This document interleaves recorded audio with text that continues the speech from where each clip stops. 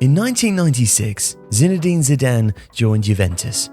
It would begin the imperial stage of his career, during which he'd establish himself not only as a star of the sport, but a legend of the game in perpetuity.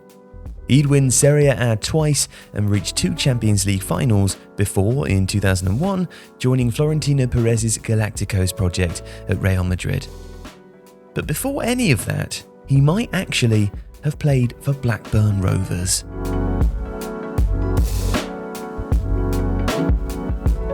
In 1995, Blackburn were champions of England.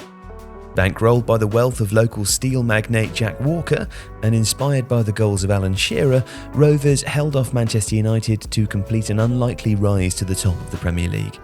What might have been the start of a dynasty was really the beginning of the end, though. With the Championship won, manager Kenny Dalglish left the dugout to become director of football and was replaced by first-team coach Ray Harford.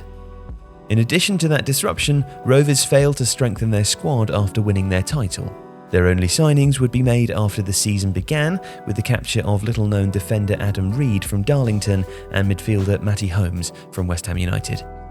History remembers what happened next as being among the worst title defences in Premier League history. Blackburn would finish 7th and be completely outplayed in their Champions League group. However, their regeneration might have had a very different feel.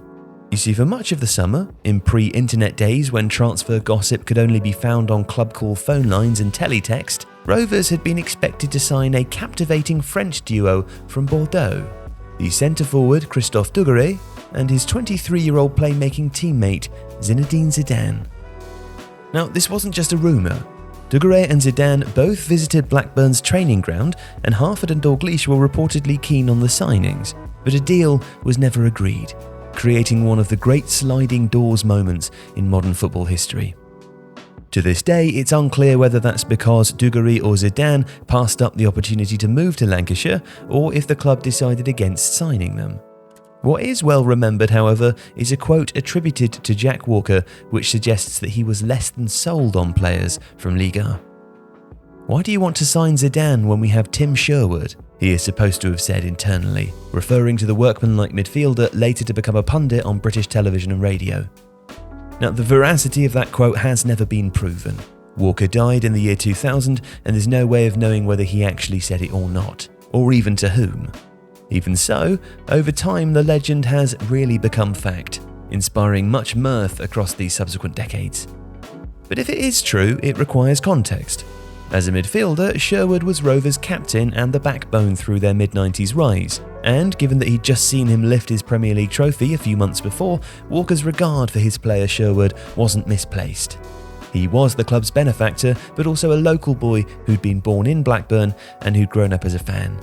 His emotional attachment and loyalty to the squad was understandable, and his faith in British players wasn't unusual in 1995 either, with the modern Premier League and its all-star global cast still taking shape.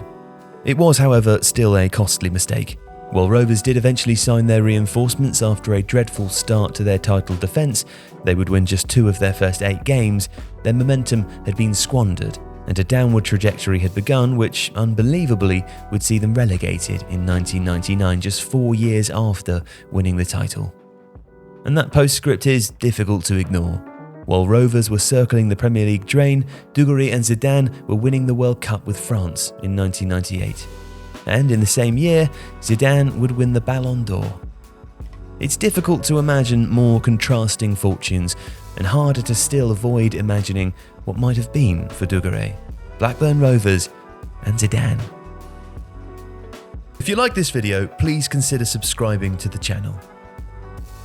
The Athletic is home to some of the world's best sports journalists, including David Ornstein, Daniel Taylor, Ollie Kay, Amy Lawrence and Rafa Honigstein.